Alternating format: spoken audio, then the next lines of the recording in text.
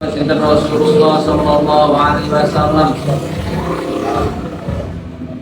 man sami'a rajulan utahe sapane wong iku sami'a lamun ngrungu sinten man rajulan ing wong lanang yang sudu hale goleki sapa rajul dholatan ing barang ilang fil masjid ing dalem masjid falyakul mongko becik ngucap sapa man la radda muga-muga ora mbelekake ha ing dolah ha ing dolah sinten Allah alaika ing atase sira fa innal masajida mung sak temene pira-pira masjid iku lam tu bena ora den bangun apa masjid lihada ketu iki ngumumake barang ilang ya toyan sudu dolah rawahu Muslim. Wa anhu lan saking Abi Hurairah radhiyallahu anhu anna Rasulullah satamene Rasulullah sallallahu alaihi wasallam kala ngendika sinten Rasul idza raaitum indal nalikane ningali sapa sira kabeh man ing wong yabi ukang dodol sapa man ayak ta'u utawa tuku sapa man fil masjid ing dalam masjid fakulu mongko ngucapa sapa sira kabeh lau maring man la arbahallahu tijaratak la arbaha muga-muga ora badheake nguntungake Allah sinten Allah tijarataka ing dagangan sira rawahun Nasai wa Tirmidzi wa hasanahu lan ngarani hasan sinten Tirmidzi ing hadis.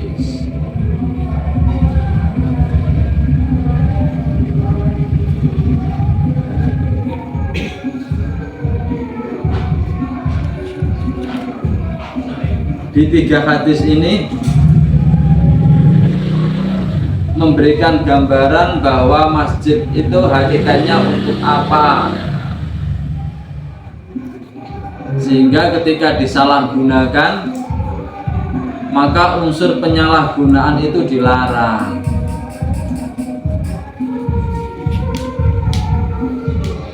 Kalau seandainya pemanfaatan masjid digunakan untuk sesuatu yang sifatnya bukan menjadi tujuan utamanya masjid dibangun, namun tidak bertentangan dengan karakter ya, dengan etika, itu hukumnya tidak apa-apa ya, cuman tetap kita prioritaskan yang paling utama itu tujuan masjid dibuat untuk apa, dibangun untuk apa.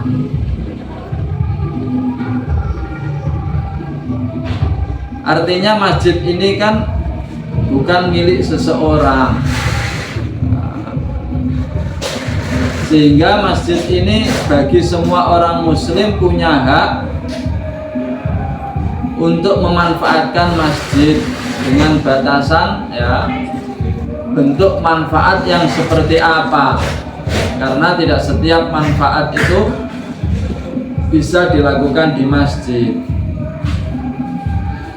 Meskipun demikian, ada prioritas utama kita dalam melaksanakan aktivitas di masjid. Nah, prioritas utama itulah nanti yang diutamakan ketika terjadi pertentangan dalam waktu yang bersamaan dalam masjid. Baca Quran boleh nggak di masjid? Boleh. Ngaji boleh. Tapi kalau misalnya nanti ada waktu yang bersamaan antara baca Quran sama sholat, maka yang baca Quran harus diam ya, harus pelan kalau memang bacanya Quran itu mengganggu orang sholat, karena masjid itu memang prioritasnya untuk orang sholat, meskipun baca Al-Quran itu tidak dilarang. Di sini ini ada salah satu hadis ya, yang menjelaskan suatu saat Sayyidina Umar itu lewat di masjid dan disitu melihat atau ketemu Hasan sedang bersyair di masjid. Terus Sayyidina Umar melihat dengan pandangan nampak tidak setuju dengan apa yang dilakukan oleh hasan. Kan ketok ya wong ngerti iku ngerti setuju karo ngerti gak setuju itu kan dari pandangan matanya ya. Itu kan kelihatan iki wong setuju gak setuju. Nah ini Hasan juga memahami, kelihatan sekali Sayyidina Umar itu ngelihat gak setuju. Wis tanpa Sayyidina Umar menyampaikan bahwa beliau tidak setuju, ini kemudian Hasan menjawab, faqala qad kuntu unsitu fihi wa fihi man huwa khairun minka. Aku mbiyen iku pernah ya, membacakan syair di masjid dan di situ ada orang yang lebih baik daripada engkau. Artinya ada beliau Nabi waktu itu. Dari sini menunjukkan apa? Mengingatkan siapa ini? Hasan ini mengingatkan Sayyidina Umar bahwa orang opo-opo membaca syair di masjid. Waktu itu saya membacakan syair itu ada beliau Nabi dan beliau Nabi tidak melarang. Kenapa Sayyidina Umar melihat dengan pandangan seperti enggak setuju seperti itu? Baik. Artinya kalau misalnya kita itu hanya melihat satu hadis ini saja, mungkin akhirnya kita akan menganggap ya, menjadikan sebuah dasar nakmun yang masjid itu yaitu ya, syair-syairan, lagu-laguan dengan tanpa batasan kan bahasanya. Terus lagu apa wae, nyatane biyen iki ya lagu-lagu syair-syair boleh.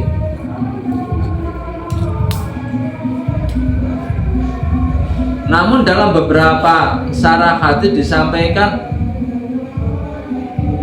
waqad aradhahu ahadits, ternyata ada hadis-hadis lain yang bertentangan dengan hadis tersebut. Di antaranya di sini ada hadis yang akhrajahu Ibnu Khuzaimah wa sahhahu at-Tirmidzi min hadithi Amr bin Syu'aib ya an abihi an jaddi qala naha Rasulullah sallallahu alaihi wasallam antara syutil asy'ar fil masjid. Dan hadis itu pun juga walahu syawahid, ada banyak yang menguatkan hadis tersebut. Ada beberapa hadis yang Nabi melarang kita membacakan syair di masjid. Berarti dari satu sisi ada hadis yang menyatakan, yang mengatakan Nabi melarang. Di sisi lain, ini bahkan ada pelakunya sendiri, Hasan waktu itu menyampaikan syair dan Nabi ada tidak melarang, bahkan Nabi memberikan izin.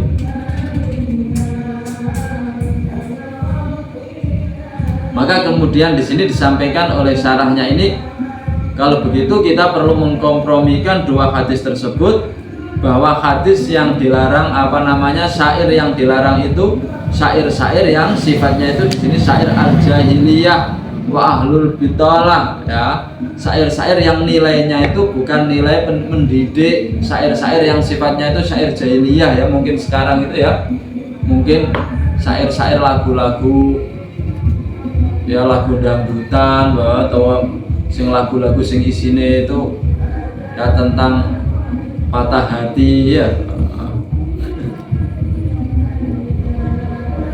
Tapi untuk syair-syair yang tadi disampaikan Hasan, memang waktu itu ya, syairnya itu syair yang berhubungan dengan jamaah aja babil musyrikin, saling mengkritik, saling membalas dengan syairnya orang-orang musyrik. Ada orang musyrik mengeluarkan syair, terus kemudian dijawab oleh Al-Hasan dengan syair yang mematahkan argumen mereka. Ini tidak apa-apa ya. Atau misalnya sekarang juga bentuk-bentuk nadzuman yang ada nilai ilmiahnya ya, itu kalau kita nadzumkan itu kan ya bagian dari nilai syair kan, nyanyian-nyanyian begitu, tapi di situ ada nilai ilmiahnya, tidak apa-apa. Makanya di sini wa malam yakun fi gharadun sahih, syair-syair yang tidak boleh itu syair yang tidak ada tujuan yang sesuai, yang benar, yang baik. Wal ma'dzum fihi ma salima min dzalik, yang diperbolehkan itu syair-syair yang tidak ada unsur seperti yang disampaikan tadi ya. yang nilainya itu tidak ada nilai ilmiahnya, yang kemudian syairnya itu tidak ada manfaatnya, itu yang tidak diperbolehkan.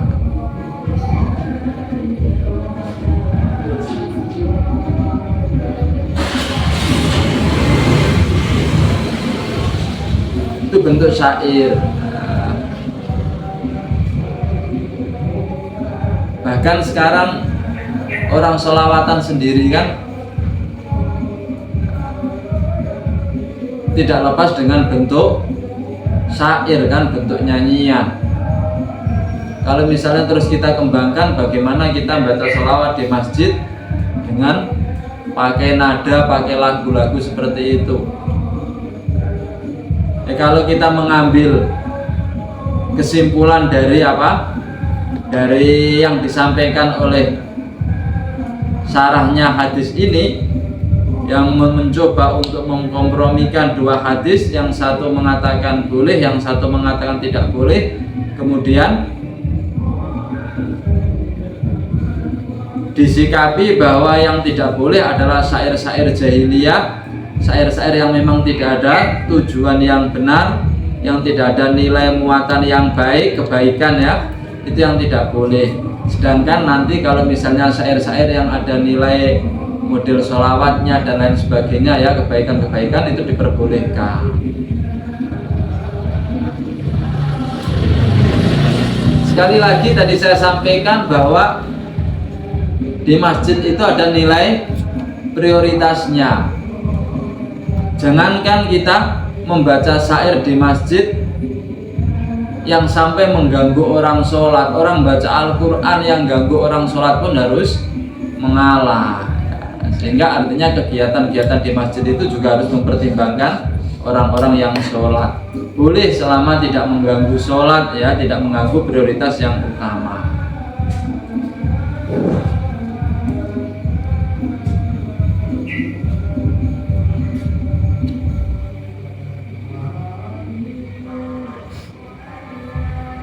Syair itu cenderung kepada apa? Tagnya. Nah, nenggone istilah kita ya apa, nenggone wong nyanyi apa? Tagnya jenenge apa? Liriknya ya. Nak lagu nih jenenge apa?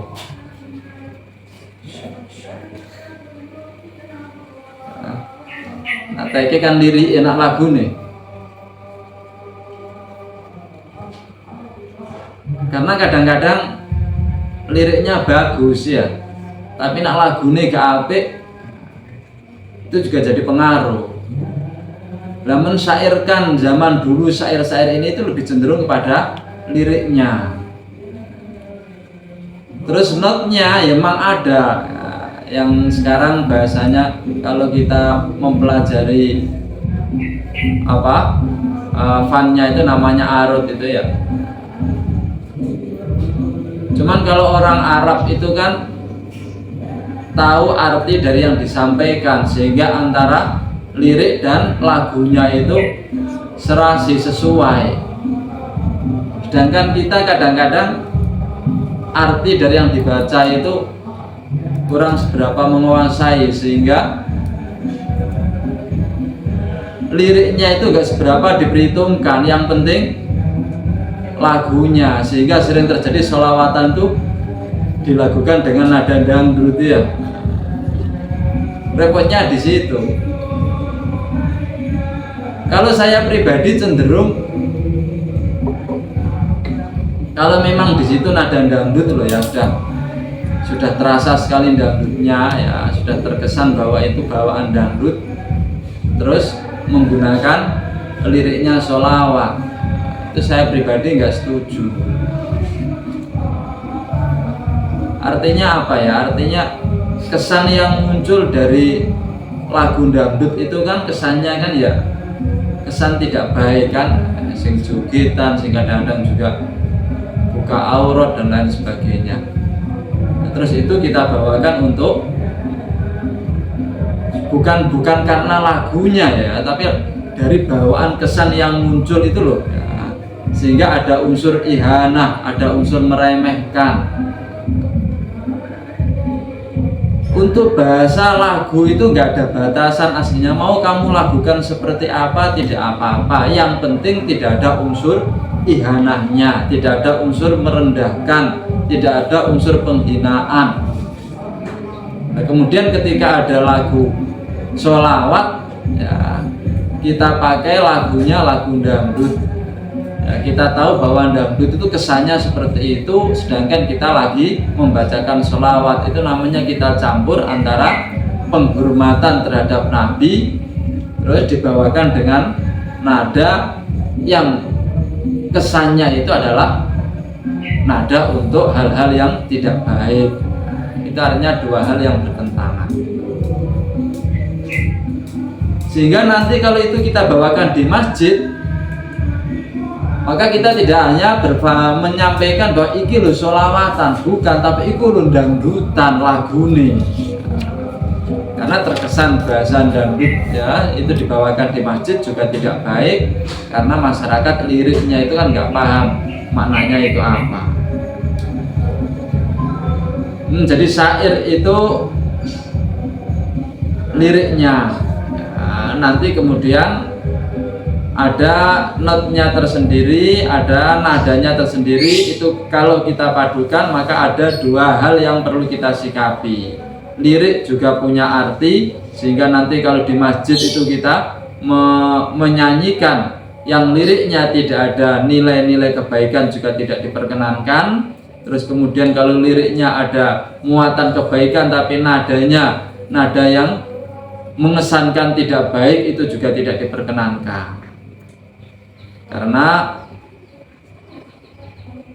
yang awalnya kita dituntut untuk menghormati, untuk menghargai, namun prakteknya ternyata di situ ada unsur penghinaan. Baik, kemudian untuk hadis selanjutnya di sini disampaikan ketika seseorang itu mendengar ada orang yang mencari atau mengumumkan barang hilangnya di masjid, itu hadis menyampaikan, mengatakan faliyakul la raddahallah alaika, doakan semoga barang yang dicari tidak ditemukan. Itu menunjukkan bahwa masjid itu memang tidak dibuat untuk pengumuman, ya, untuk mengumumkan barang yang hilang terkait dengan nilai-nilai duniawi. Bahkan di sini disampaikan meskipun barang yang hilang milik kamu itu hilangnya di masjid, pas sholat di masjid lali HP-ne carry ke ono, terus kembali ke masjid dicari nggak ada. Itu kalau misalnya kita menanyakan kepada orang-orang yang di masjid itu, tunggu kalau mereka keluar, metu dari masjid, di pintu itu keluar ditanya, kon mau ning jero roh HP ku hilang ning jero. Bahkan tanya pada takmirnya pun juga demikian, ya, di luar masjid. Sehingga kalau kita nyarinya, tanyanya di dalam masjid, itu secara hukum tidak dibenarkan. Bahwa bahkan di sini, ya, disampaikan dalam hadis, doakan, ya, faliyakul la raddahallah alaika. Bahasa di sini faliyakul la raddahallah alaika ini bahasanya malah ngomong karo wong sing goleki. Ketika sampean ditanya, "Roh HP ku gak keri niki mau" di dalam masjid. Ya ngomong muga-muga gak ketemu. Lah kira-kira gimana kalau misalnya ada orang nyari HP di dalam masjid terus dengan ngono? No yo muring-muring ya. Tapi artinya memang hukumnya demikian. Bahkan di sini bahasanya memang disuruh untuk menyampaikan kepada yang nyari, ben wonge ngerti, ben wonge krungu kalau apa yang ia lakukan itu tidak benar. Jamku kayak ini gini kan roh kang awakmu. Ya muga-muga gak ketemu. Anak kono muring-muring yang ngomong, kono lu takon ning jogo. Suruh untuk tanya di luar.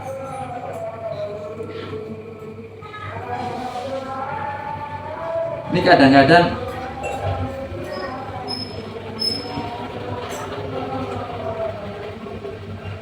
sekarang itu ngumumno wong meninggal ning masjid.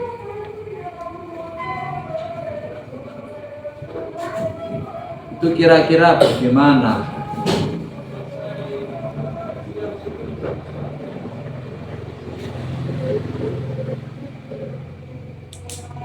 Yang pasti beda ya antara barang yang hilang dengan orang yang meninggal.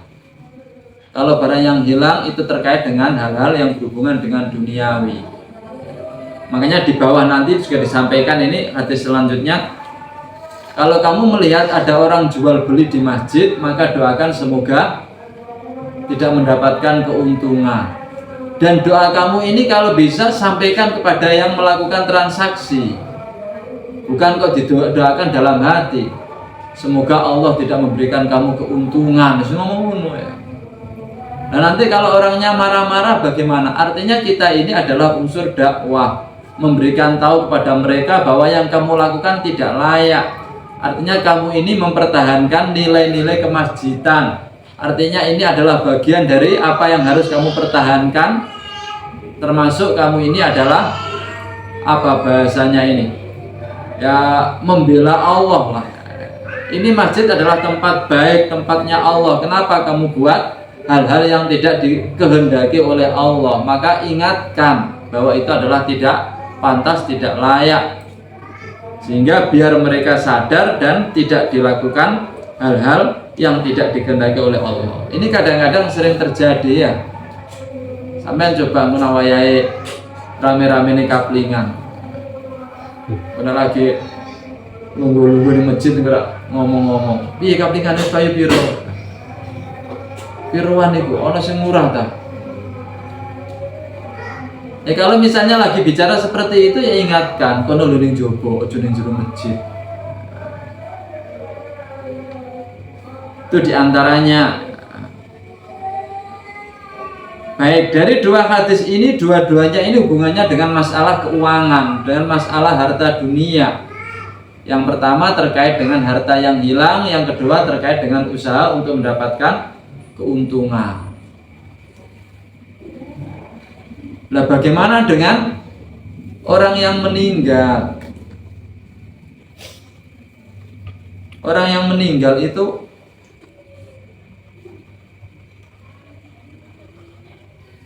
ada nilai kebaikan mengajak untuk mendoakan sesama orang muslim yang sedang meninggal.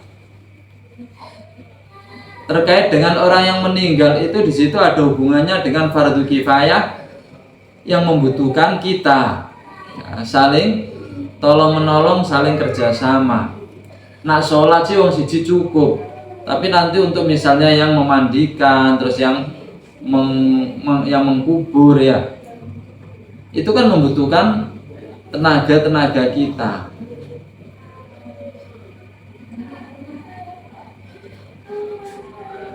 Kalau saya pribadi melihat dari sisi ininya, itu nggak apa-apa. Tapi kemudian kalau kita melihat bahwa memanfaatkan hak milik masjid yang tidak berhubungan dengan masjid, itu adalah sebuah permasalahan yang perlu kita pertimbangkan.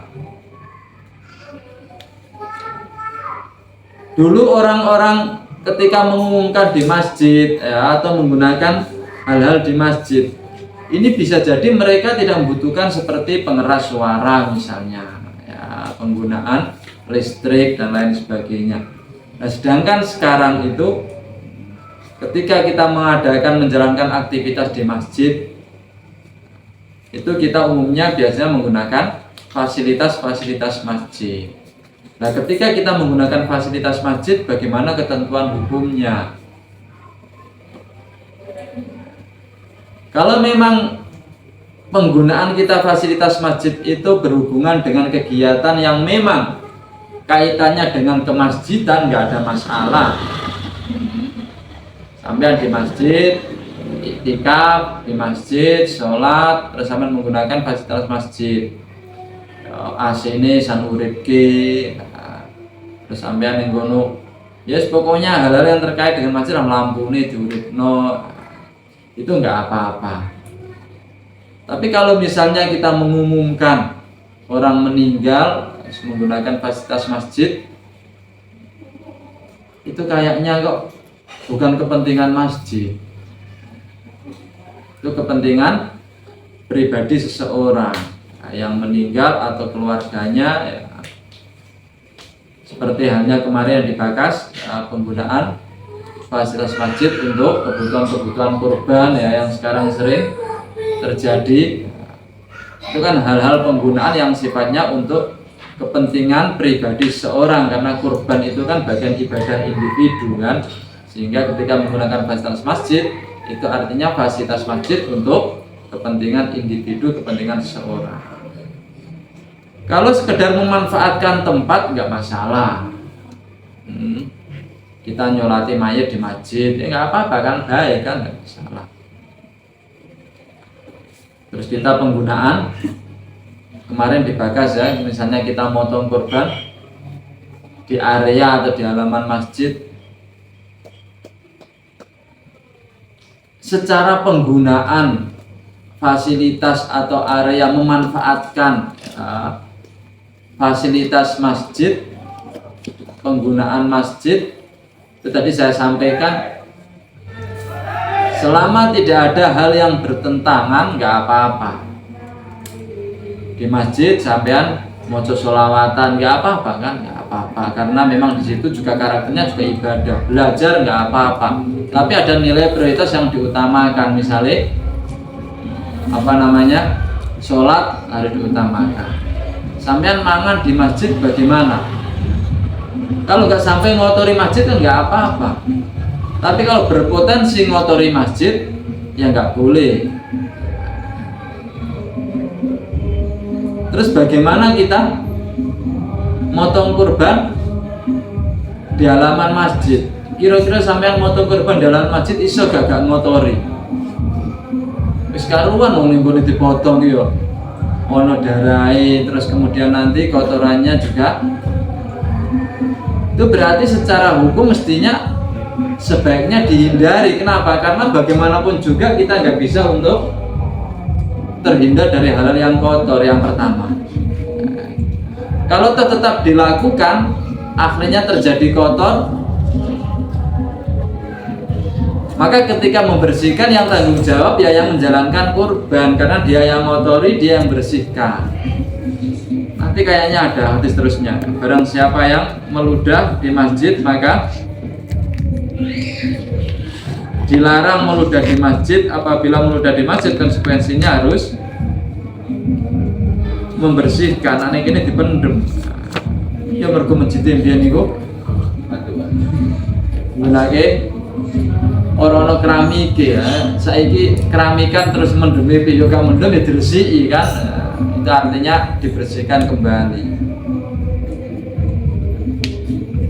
Yang kedua, tidak mengganggu proses kegiatan yang semestinya. Kegiatan masjid itu apa? Sholat. Dan nanti kalau kita misalnya menggunakan halaman fasilitas masjid untuk kurban sampai kemudian menjelang asar baru selesai atau menjelang maghrib, nah proses yang terjadi di halaman itu nanti ketika zuhur, ketika asar, kira-kira mengganggu nggak orang yang berparkir untuk sholat misalnya? Nah, kalau sampai mengganggu ya berarti tidak diperkenankan. Kalau nggak mengganggu ya tadi kebersihannya bagaimana? Kalau bisa menjaga kebersihan ya nggak apa-apa. Nah, kalau nggak bisa ya secara hukum aslinya tidak boleh. Kalau tetap dilakukan konsekuensinya harus membersihkan apa yang terjadi ya, kekotoran yang terjadi di saat melakukan proses pelaksanaan kurban itu. Biayanya yo aja gunake banyu masjid wong sing ngotori awakmu kok gunake banyu masjid. Kalau yang ngotori kita terus menggunakan fasilitas masjid itu namanya tidak tanggung jawab ya. Kita yang ngotori dibebankan dari pihak yang lain. Nah, dilarangnya itu karena posisi yang dilakukan itu ya, proses pelaksanaannya di masjid yang tidak layak dilaksanakan, sedangkan proses pelaksanaannya sesuai dengan syarat rukunnya. Sama seperti orang sholat menggunakan pakaian husupan itu kan haram pelaksanaannya menggunakan pakaian husupan, tapi secara praktek pelaksanaan sholatnya yang sesuai dengan syarat rukunnya itu sudah mencukupi dan menjadikan sah ya. Jual beli di saat sudah azan Jum'ah itu juga hukum jual belinya haram bagi orang yang wajib Jumatan ya.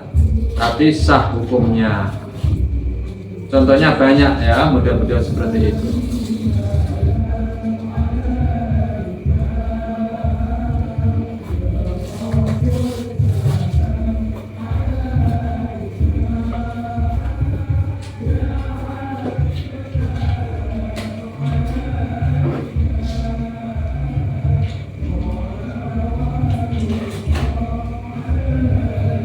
Ada lagi?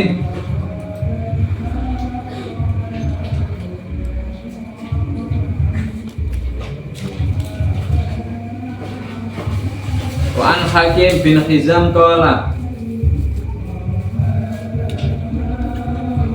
ngendika sinten Rasulullah sallallahu alaihi wasallam, la tuqamul hudud fil masajid wala istaqadu fiha. La tuqamu raden jumenengake opal hududu pira-pira had fil masajid ing dalam pira-pira masjid wala istaqadu lan ora den lakake kisos fiha ing dalam masajid. Rawahu Ahmad wa Abu Dawud bisanatin dhaifin.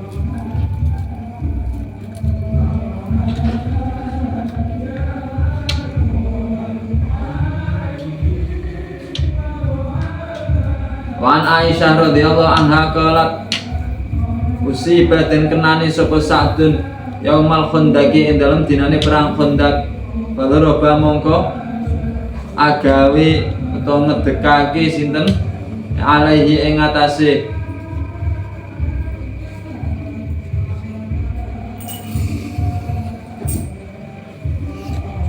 sebagai Sa'ad.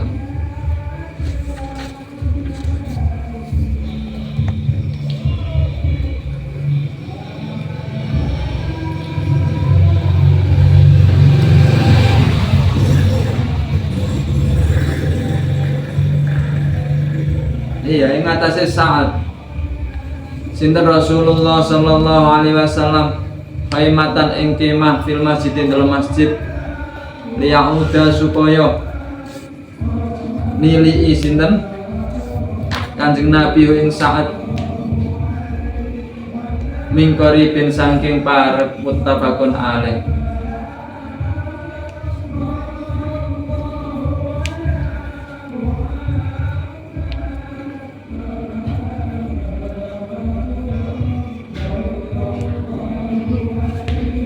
Wa anha lan saking Sayyidah Aisyah qalat ngendika sinten Sayyidah Aisyah raaitu ningali sapa ingsun Rasulullah sallallahu alaihi wasallam yasturu ale nutupi sinten Rasul ingsun. Wa ana halita ingsun anduru ningali sapa ingsun ilal habasyati maring wong Habasyah yal'abuna hale padha dolanan sapa Habasyah fil masjid ing dalam masjid. Al-haditha muttafaqun alaih.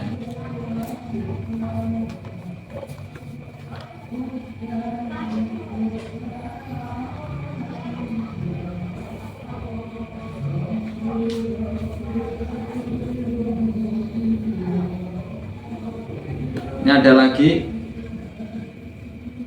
fungsi atau manfaat penggunaan masjid.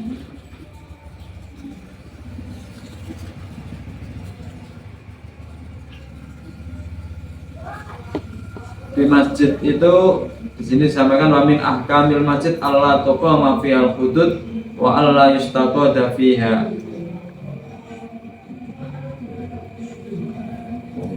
Nah, penyelesaian hukum ya, itu bisa dilakukan di masjid. Mestinya ada tempatnya sendiri ya. Ada hukumah ketika terjadi sengketa itu memang kadang-kadang dilakukan di masjid. Tapi bahasa di antuqamal hudud itu artinya dilakukan hadnya, dieksekusi. Itu tidak diperkenankan. Lah had itu apa? Had itu hukuman yang sudah ditentukan oleh Allah Lawannya had takzir. Takzir itu kebijakan hukuman berdasarkan kebijakan pemimpin atau pemerintah, itu takzir.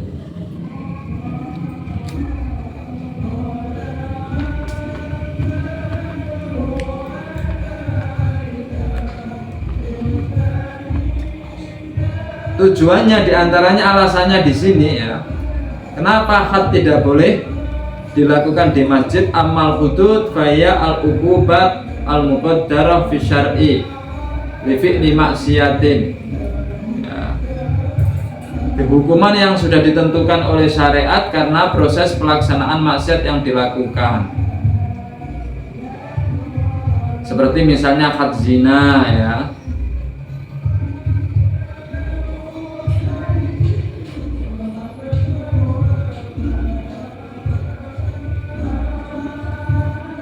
Ini diantaranya kenapa nggak boleh dilakukan di masjid, ikraman lil masjid.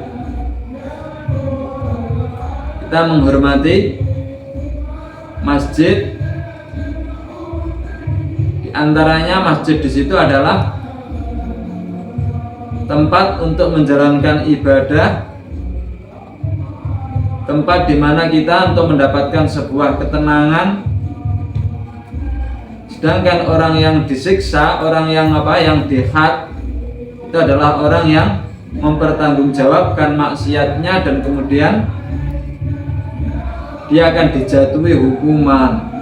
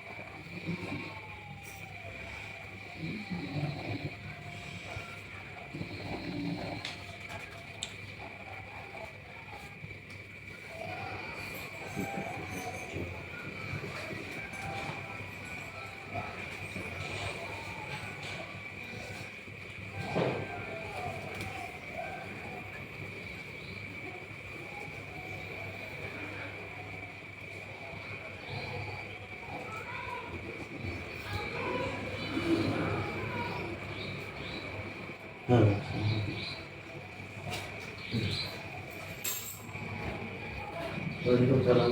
Budi mantan apa mas?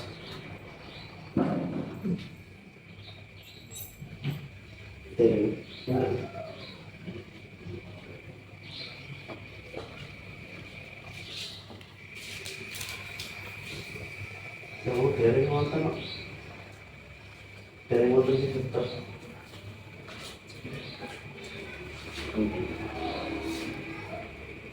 Iya, nah di sini malah dikatakan haram kita melaksanakan had di masjid.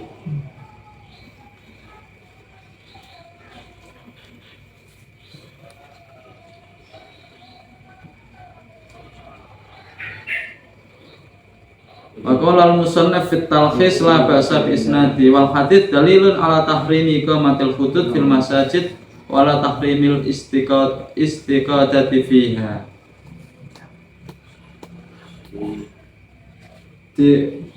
Mengeksekusi, melaksanakan ya hukuman yang sudah ditentukan oleh Allah, hadnya orang zina dilaksanakan di masjid. Ini hukumnya tidak diperkenankan, haram melaksanakan had di masjid.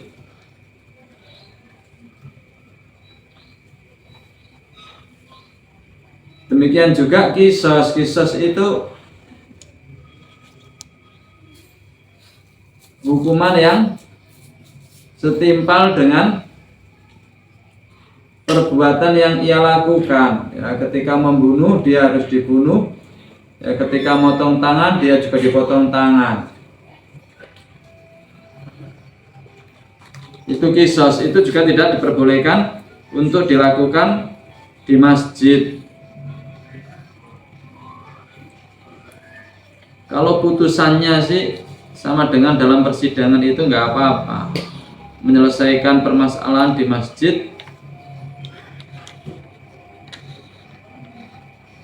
Sebaiknya sih tidak ya, tapi diperbolehkan untuk menyelesaikan di masjid.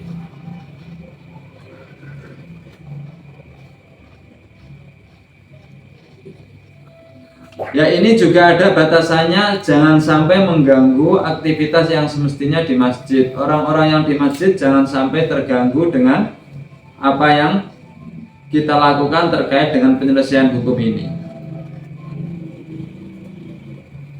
Hadis selanjutnya, Nabi pernah membuat apa?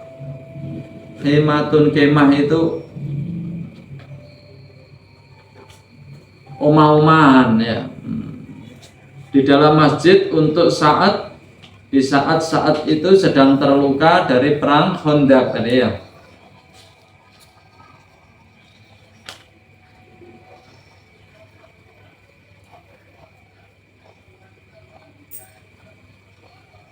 Artinya fungsi masjid itu memang dulu itu macam-macam. Kalau kita melihat di kitab-kitab itu ya zaman dulu ya pernah untuk persidangan, pernah untuk membahas tentang taktik perang, pernah untuk, tapi bagasan-bagasan tersebut itu hanya sebatas fasilitas, menggunakan fasilitas, memanfaatkan tempat. Di sini juga Nabi membuat perkemahan, ya, rumahan yang ditempati oleh Sa'ad waktu itu dalam keadaan terluka habis perang. Nah, bentuk hadis dalam bentuk perilaku ini sering menjadikan kebijakan ulama dalam beristihad itu akan mengeluarkan hukum yang berbeda-beda. Nabi pernah melakukan seperti ini, membuat perkemahan di masjid. Lalu akhirnya ngomong, oh berarti itu yo. Nah, terus saiki dilegalkan bentuk seperti itu ya, bagi orang yang tidak punya rumah boleh ya, menempat di masjid. Mesti kebek uang. Yang saiki sing gak ndek omah wae ya ngene-ngene iku. Kok kabeh nginepe nang masjid, turun ning masjid. Kira-kira karo ning kamarmu malah saiki nang masjid. Mergo rata-rata masjid saiki wis ASEAN kabeh ya. Kipas ya. Paling minimal kipas ya. Nah nanti dasarnya ini Nabi membuat perkemahan nih di masjid ya, untuk saat waktu itu yang terluka dari perang Khandaq. Kita melihat dari Nabi membuat perkemahan terus ditempati ya, seseorang untuk dirawat di situ. Tapi kalau kita berusaha untuk kemudian menyesuaikan ya, dengan ketentuan masjid, kebutuhan dan lain sebagainya, maka kita perlu melihat saat di sini itu siapa. Saat di sini itu orang yang sangat berperan, orang yang sangat dihormati ya, tokoh termasuk dari mingkubaris sahabat, termasuk pembesarnya sahabat. Artinya layak untuk dikasih fasilitas. Nah fasilitas zaman itu apalagi? Ya wis juga no omah-omahan sing cedhak karo masjid, karena memang masjid itu tempat yang ya, paling mudah dijangkau oleh masyarakat, paling mudah diketahui oleh masyarakat, dan juga paling disenangi oleh orang-orang yang apa yang bertakwa, yang imannya kuat.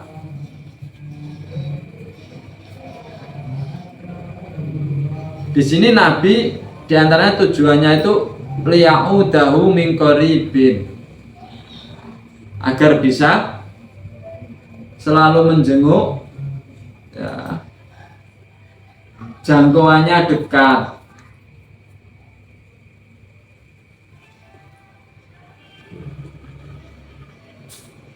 Nah bagaimana kemudian dengan sekarang? Kalau kita ada ya di sebuah referensi, kemarin saya ngelihat di kitab apa lupa saya, Selama kita memanfaatkan dan tidak mengganggu yang lain, itu hukumnya nggak apa-apa. Maka di sini juga ada ketentuannya, boleh kalau memang tidak mengganggu yang lainnya, kebutuhan yang lainnya. Orang yang sholat tidak terganggu, orang yang jamaah tidak terganggu. Bisa jadi ini penempatan kemahnya mungkin ditempatkan tempat yang sekira tidak mengganggu orang lain. Nah, tempat kita terus di tengah-tengah masjid juga mungkin kan, mestinya kan mungkin ada kamaran yang ada tempat yang apa ya, yang di tepi lah, di belakang atau di tepi yang sekira nanti orang sholat juga tidak merasa terganggu.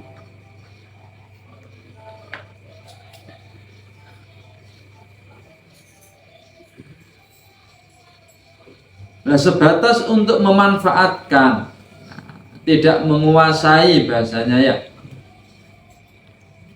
Dari hadis tersebut, disarahnya hadis ini menyampaikan fihi dalalatun ala jawazin naumi fil masjid. Boleh kita tidur di masjid, nggak apa-apa. Wabako ilmaridhi fihi, orang sakit tetap berada di masjid, nggak apa-apa.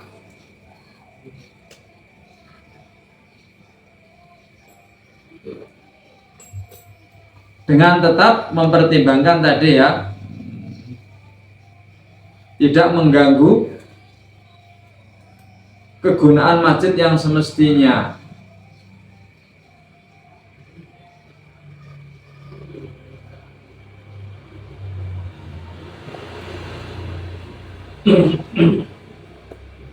Bisyarti Allah yahsula bidzalik dzararun ala ahlil masjid katadiyik. At-tadi itu menjadikan, menyempitkan ya orang-orang yang jamaah di masjid. Wa nahwihi wa min ahkamil masajid anu yajuzu fi Allahu ya. Cuman di sini ada perbedaan pendapat dengan yang di kitab ini. Di sini bahasa wa in manaat minas shalah. Meskipun kemah tersebut bisa menghalangi dari sholat, ini saya agak meragukan ya bahasanya ya. Wa in kana jarihan wa dzurbil khimah wa in manaat minas sholati. Cuman di kitab yang lain di sini mengatakan bisyarti Allah yahsula bidzalik dzararun ala ahlil masjid katadhiq wa nahi. Saya setuju dengan yang kitab satunya ini, dengan syarat tidak ya, menjadikan orang-orang yang sholat di masjid terganggu. Misalnya menjadikan sempitnya fasilitas masjid ya, tetap mengutamakan sholatnya. Kalau yang di kitab ini wa in manaat minas sholati.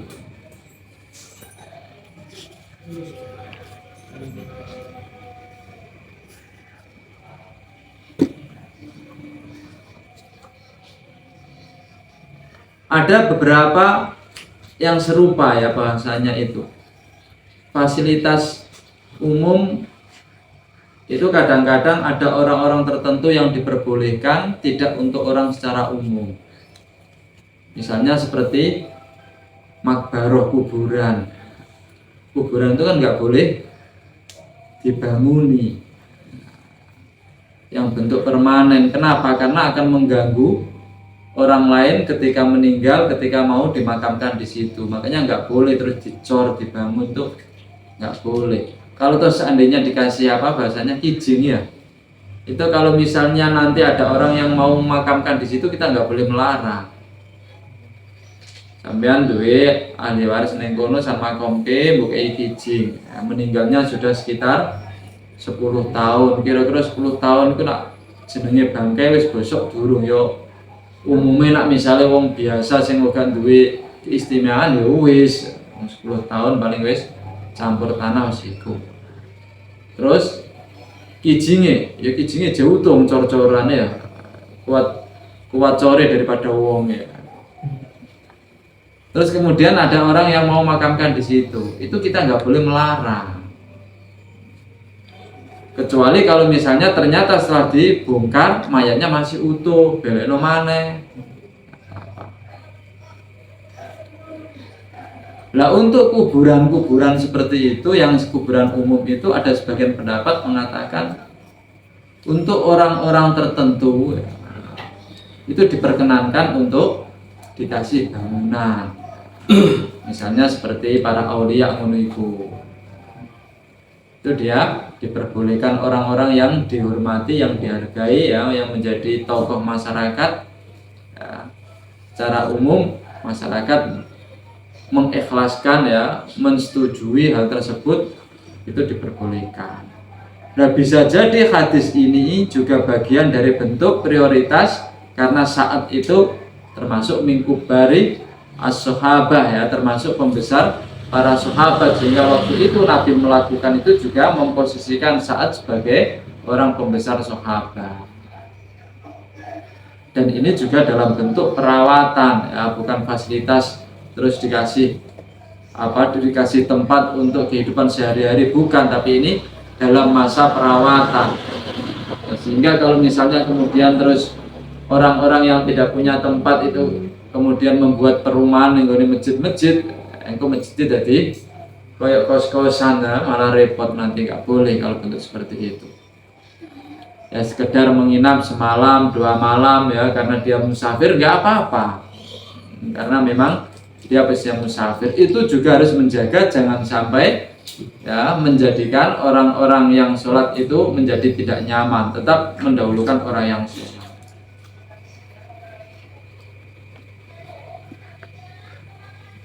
Hadis yang terakhir, yang ketiga ini,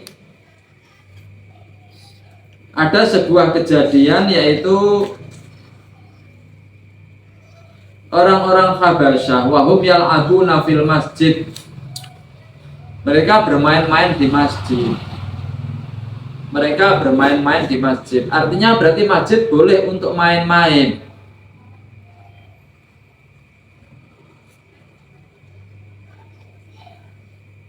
Tadi saya sampaikan bahwa masjid itu tempat, sebuah ruang, sebuah tempat yang multifungsi. Untuk sholat bisa, untuk ngaji bisa, untuk baca Quran bisa, untuk tidur juga bisa ya. Dan itu manfaatnya juga tidak dibatasi untuk orang-orang tertentu. Semua orang muslim bisa memanfaatkan hal itu. Bahkan untuk jual beli juga tempatnya loh ya, dilakukan untuk jual beli juga bisa dilakukan, namun hukumnya tidak diperbolehkan. Artinya kemanfaatan yang bisa diambil di masjid itu tidak semua bentuk kemanfaatan ya. Hal-hal tertentu adalah dilarang, seperti tadi mengumumkan barang hilang tidak boleh ya, terus untuk jual beli juga tidak boleh, tapi untuk ngaji boleh. Bagaimana dengan untuk bermain-main? Kalau kita membahasakan bermain-main boleh secara umum, repot. Kalau bal-balan di masjid lah, nggak bisa. Lo terus main kartu di masjid. Nah terus di sini yang abuna fil masjid. Ini Nabi tahu Sayyidah Aisyah melihat dibiarkan. Oh di situ main apa? Di sini dikatakan di situ mainnya itu main-main terkait dengan seperti permainan berperang ya, seperti latihan berperang.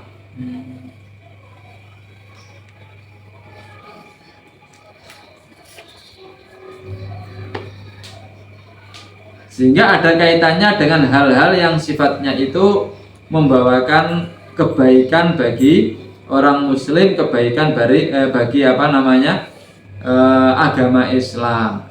Kaitannya dengan jihad, dengan berperang. Kembali lagi bahwa masjid ini memang untuk kebaikan ya, dan kebaikannya itu yang terkait dengan nilai-nilai agama, nilai akhirat, bukan sekedar kebaikan yang unsurnya nilai duniawi.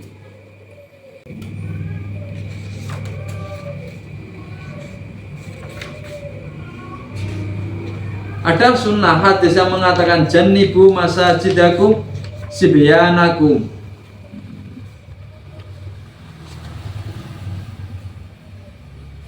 Ini ada hadis yang sering kadang-kadang orang mengatakan, oh gak apa-apa, cilik-cilik jadi masjid, ben latihan sholat, ben latihan, ben membiasakan datang ke masjid.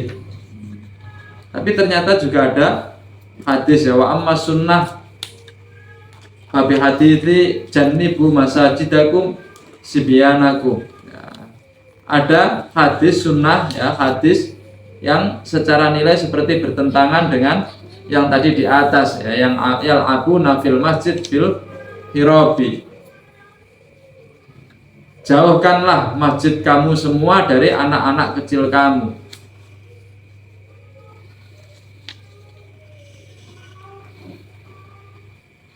Kalau kita coba untuk memahami, memadukan dengan beberapa pengertian di atas, satu, masjid itu untuk ibadah, utamanya untuk sholat. Anak-anak kecil dibawa ke masjid boleh enggak? Di sini bahasanya tidak diperkenankan.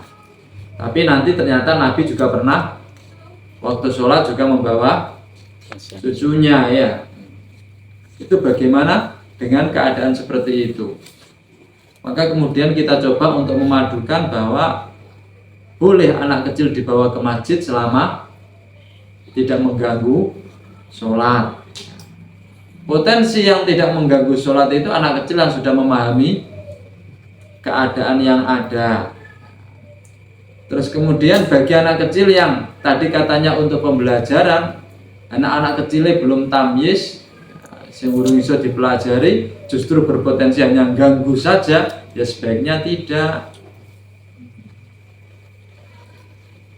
Nah nanti kalau misalnya biasanya lho wongnya gak ganggu digawe ning masjid, namanya anak kecil ya biasanya gak ganggu, waktu itu tiba-tiba kenapa terus ganggu, ya artinya ya sudah terlanjur di dalam ya gak apa-apa kan.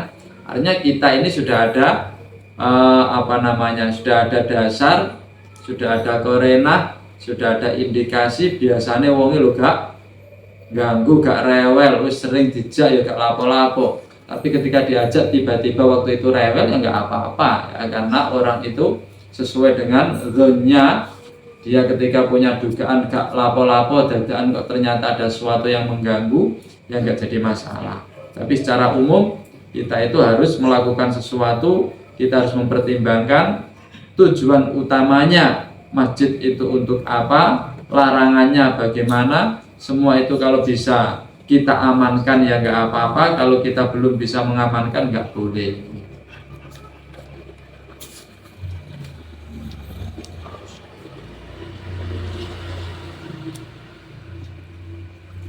Terus yang kedua, waktu itu Sayyidah Aisyah melihat ya, tapi Sayyidah Aisyah dari dalam, orang Habasyahnya tidak melihat Sayyidah Aisyah, Sayyidah Aisyah melihat orang Habasyah. Ini sebagian pendapat mengatakan kalau begitu perempuan melihat laki-laki itu nggak apa-apa, tapi kalau laki-lakinya tidak boleh melihat perempuannya.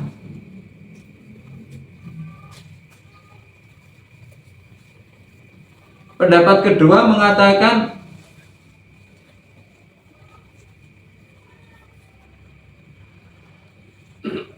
di sini yang pertama, fa innar rajul la yajuzu lahu ayanzura ilal mar'ah illa idza kanat min maharimihi. Kalau mahram enggak apa-apa ya. Wa ammal mar'ah fa yajuzu an tanzura ilar rijal bi syarti alla yakuna fi dzalik syahwah. Wa inna ma huwa mujarradun nadharin. Sekedar melihat, perempuan melihat laki-laki enggak apa-apa, tapi kalau laki-laki meskipun sekedar hanya melihat saja tidak diperbolehkan. Buktinya waktu itu Sayyidah Aisyah melihat ya, Nabi membiarkan, tapi Nabi menutupi Sayyidah Aisyah dari orang-orang Habasyah tersebut. Pendapat kedua mengatakan delok iku gak opo-opo, tapi sebatas delok itu sebagai melihat sebagai manusia. Di sini kan segerombolan manusia, bukan melihat satu-satuannya orang. Di ono wong terus kono kumpulan wong akeh, sapa to? Oh wong Benowo. Tidak melihat iku sapa, oh iku Kang Anjas misalnya. Lah itu kan berarti melihat satuannya orang. Tapi kalau melihat sak gerombolane wong, oh iku iku wong Benowo gang telu dong kumpul-kumpul ning kono. Nah, ini kan artinya melihat secara umum, bukan melihat satuan-satuannya orang. Kalau melihat satuan-satuannya orang iku sopo itu nggak boleh. Tapi kalau melihat oh iku wong Benowo gang loro iku. Itu artinya kan melihat sekelompok orang ya, bukan melihat satuan-satuannya orang.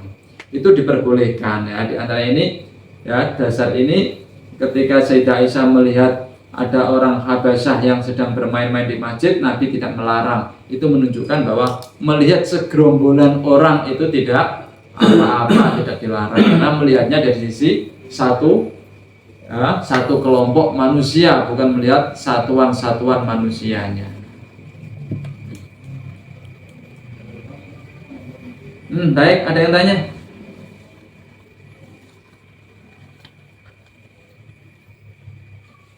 Tanggal terus.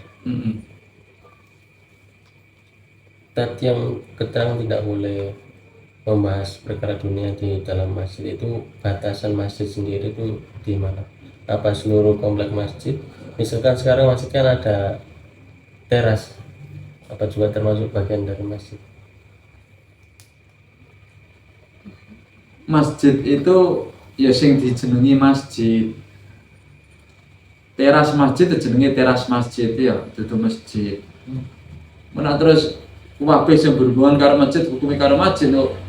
Kamar mandine masjid. Ya kamar mandine masjid, sehingga sampean nguyuh ning kamar mandine masjid ya gak lapo-lapo. Kok parkirane masjid jenenge ya parkirane masjid. Dudu masjid. Terase masjid ya jenenge teras masjid, dudu masjid. Sehingga hukumnya berbeda. Yang dilarang itu ya masjidnya itu. Bukan parkirannya masjid, bukan kamar mandina masjid. Nah, yang perlu dipahami itu ada perbedaan pendapat para ulama. Ya, berangkat dari kaidah harimul masjid, ya, lahu hukmul masjid. Atau bahasa kaidah itu al-harim lahu hukmu ma huwa harimun lahu. Harim itu sesuatu yang melindungi, ya, yang melingkari, ya, sesuatu yang melekat, yang tidak bisa dilepaskan. Itu hukumnya sama dengan sing dilekati, sing dilindungi. Dan ini banyak ya nih, artinya segala bentuk hukum nanti banyak sekali yang kaidah ini berlaku. Kayak misalnya dalam mazhab Syafi'i itu orang yang haid tidak boleh ya, melakukan senang-senang di antara pusar sampai lutut. Aslinya ngono hubungan suami istri, ya, hubungan intim yang dilarang. Nah, terus nenggone baina surah war rubah itu termasuk bagian yang mendekati. Nah, perkara yang mendekati itu hukumnya padha karo sing dilindungi, sing didekati itu. Itu diantaranya, dan itu nanti banyak sekali ya. Nenggone masalah wala taqrabuz zina innahu kana fahisyah, itu kan ya zinane aslinya kan, tapi hal-hal yang menjurus untuk mengarah ke sana juga dilarang. Lah nenggone masjid itu ono bangunan sing melekat nenggone masjid, sing melindungi masjid. Apa iku? Di antaranya adalah serambine masjid. Yang jenenge bangunan serambine masjid kan mesti melekat karo masjid. Kadang-kadang kiwa tengene itu juga ada yang ya, di masjid, terus kiwa tengene ya ono kayak serambi ngono iku, ngarepe ono, pinggire ono. Iku hukumnya padha karo hukumnya masjid atau tidak? Ono pendapat yang mengatakan iku hukumnya padha karo hukumnya masjid. Sampeyan itikaf ning kono ya itu, tapi orang haid ning kono ya gak itu berarti. Ono yang mengatakan itu dudu masjid, tapi serambine masjid, sehingga hukumnya beda karo masjid. Nah, sampean delok ning kitab Takriratus Sadidah itu hukumnya padha karo masjid. Tapi ning pendapat-pendapat lain itu dikatakan tidak sama dengan masjid.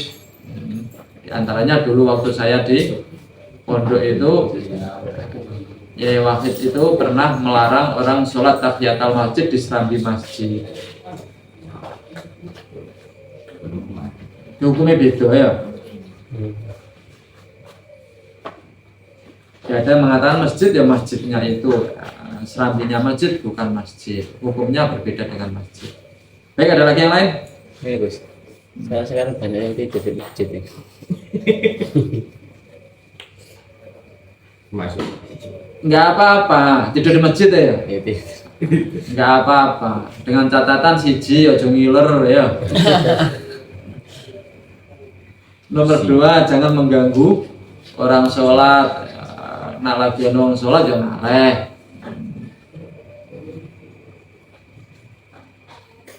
Nggak apa-apa.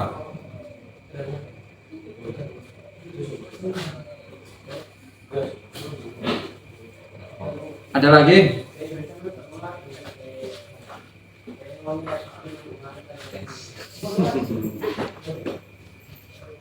Cukup ya? Anha wa alamin. Salatu wassalamu ala sayyidil mursalin sayyidina wa lana Muhammad Allahumma aftahna lana fi fal arifin hikmatika wa ansur alaina rahmataka ya Allahumma hdina bi hudaka waj'alna mimman nasadu fi ridhaka wa la tuwallina waliyan siwak wa la taj'alna mimman khalafa amraka wa asaba hasbunallahu wa ni'mal wakil wa la hawla wa la quwwata illa billah. Allahumma anfa'na bima 'allamtana wa 'allimna ma yanfa'una Allahumma zidna 'ilman nafi'an. Allahumma arinal haqqa haqqan warzuqna ittiba'ahu wa arinal batila batilan warzuqna ijtinabah. Rabbana hab lana min azwajina wa dhurriyyatina qurrata a'yun. Rabbana atina fid dunya hasanah wa fil akhirati. Sallallahu alaihi wasallam Muhammad. Alhamdulillahirabbil alamin. Ya Allah.